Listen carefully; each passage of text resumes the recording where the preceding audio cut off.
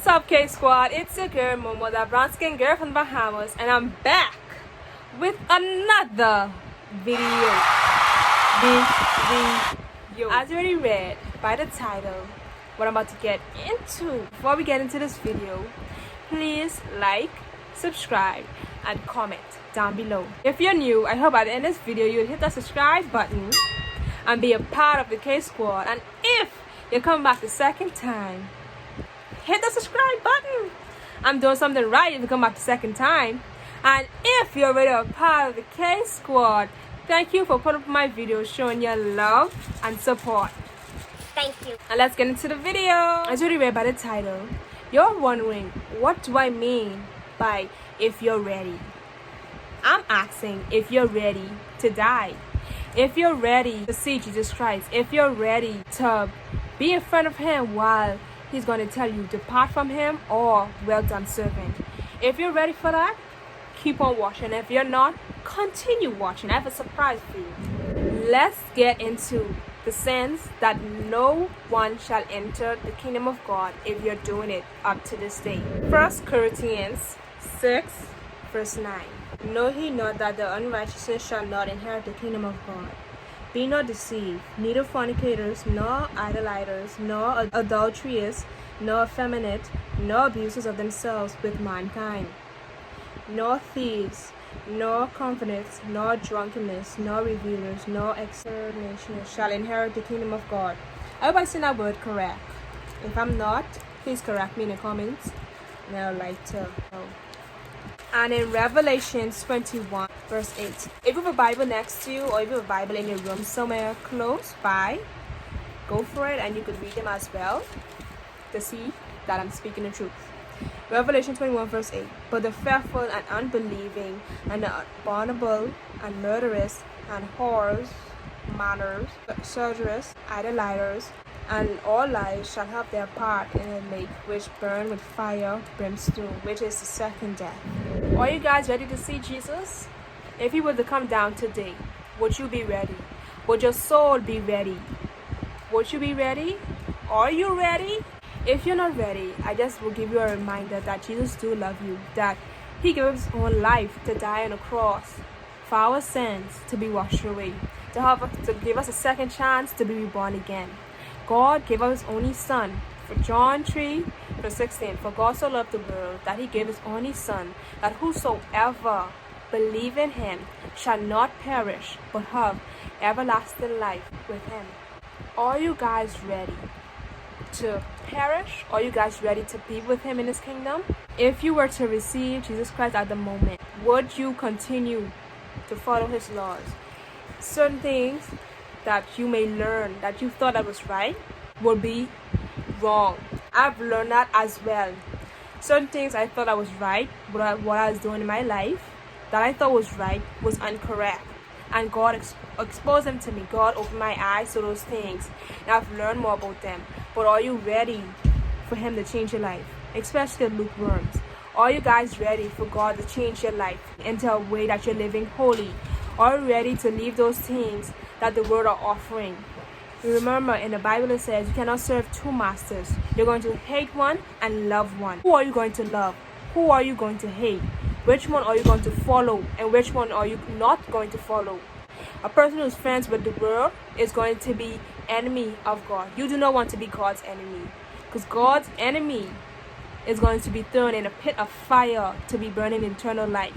God loved you so much that He only gave His one Son to die on the cross for our sins.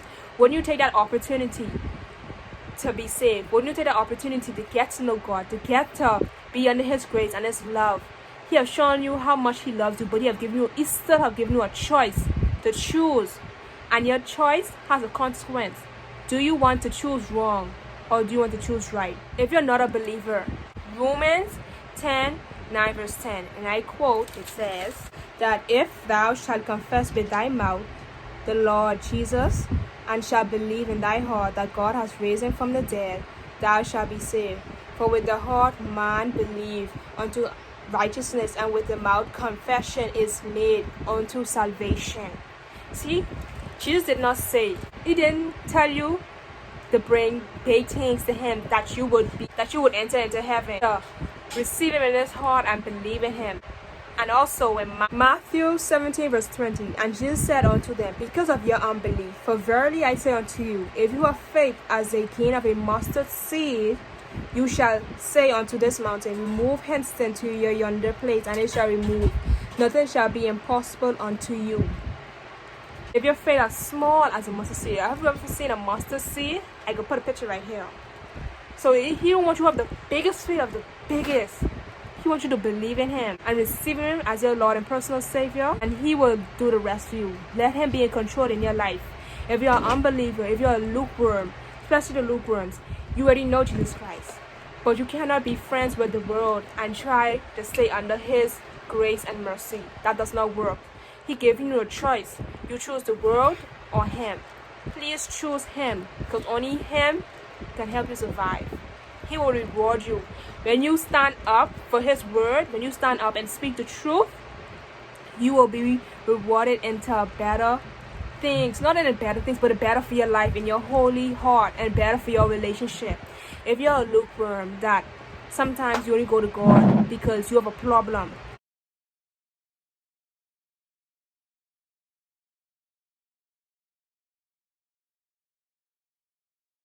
ask him to help you to change. Ask him to help you to express more, to think more, and to spend more time in his presence other than you coming to him for your problems. And go on your knees as well and pray to him. Ask him to help you to change. Ask him to change things in your life that is breaking your relationship with him, or that is unholy in his eyes, that he can fix and he can help. Ask him to not let your flesh be so stubborn that you won't do what he says to do, that you will follow his law, and that you will do your very best. I know no one is perfect, but we will do our very best each and every day not to sin. But we know we are perfectly made in his image. We sin. Yes, we do. I sin as well. I fall short in his glory, and I feel guilty all the time. And I always go to him for forgiveness, because that's the only place I know that would love me, that would help me, that would protect me, that who would be there for me when no one else would. If you are an unbeliever, please confess and repent, because times are going fast. Or if you're a lukewarm, go on your knees and ask for forgiveness. Go on your knees and confess to your sin. Let him control your life. Only he can help you, and only he can save you. I hope that this message touched somebody, and I hope that even if you say you're not ready, but consider it. Go to him, talk to him, say, Christ, I feel as if I'm not ready, but help me to become ready. Don't say because churches have people who talk about people, because when you reach in front of Christ, you seek me, and why didn't you look for me? And you're going to say, because all these churches is gossip. He's going to say, depart from me, because why would you worry what others say? Why would you worry about a church rather than getting close to him? You cannot blame a church when you go in front of Christ, because they're all going to be churches that gossip. They're always going to be someone in church that does things that is wrong. But it's your decision to seek Christ and to continue to follow him and continue to follow his laws. And I hope that this message do get to somebody. I hope that this message do touch somebody's heart. Have a nice day. And remember, Jesus loves you. Bye.